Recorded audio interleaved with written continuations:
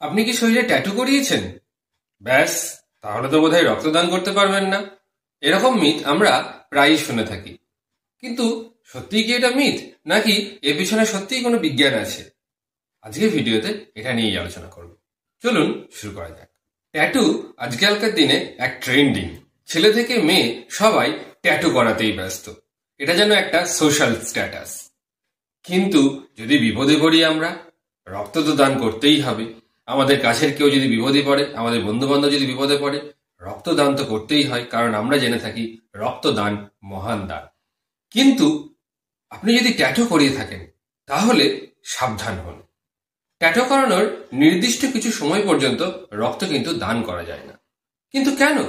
তার মূল কারণ হচ্ছে, যখন আপনি ট্যাটু করান, আপনার শরীরে একটা ফরেন পার্টিকেল ঢুকিয়ে দেওয়া হয়। সেটা কোনো কালার হতে পারে, বেশিরভাগ সময়তে রঙই হয়।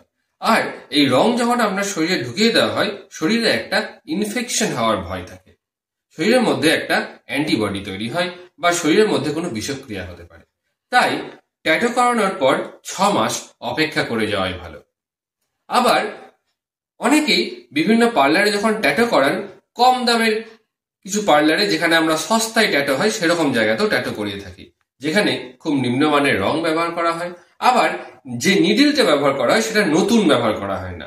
একই নিডিল দিয়ে একাধিক জনকে ট্যাটু করানো হয়। এটা থেকে কিন্তু সাবধান হন। আপনারও হতে পারে HIV, hepatitis B, hepatitis C এর মতো দুরারোগ্য ব্যাধি। তাই যখন ট্যাটু করাবেন, নতুন নিডিল অবশ্যই ব্যবহার করবেন। আর এখনকার যে গভর্নমেন্ট সার্কুলার, সেই সার্কুলার অনুযায়ী 1 বছর পর্যন্ত আপনি কাউকে রক্তদান করতে পারবেন না। 1 বছর পর আপনি অবশ্যই রক্তদান করতে পারেন। তবে অনেক ক্ষেত্রে যে অসুবিধাটা হয়, ট্যাটু থাকলে অনেক পরিবারের লোকজন বা বন্ধু বান্ধবরা রক্ত নিতে চায় না। সেক্ষেত্রে আপনি যে ট্যাটুটা কবে করিয়েছিলেন তার বিলটা অবশ্যই রেখে দেবেন। আর আপনি যে ফিট, তার একটা মেডিকেল টেস্টও করিয়ে নেবেন। অর্থাৎ আপনার HIV, হেপাটাইটিস এর মতন রোগ যে নেই, তার একটা টেস্ট করিয়ে নেবেন।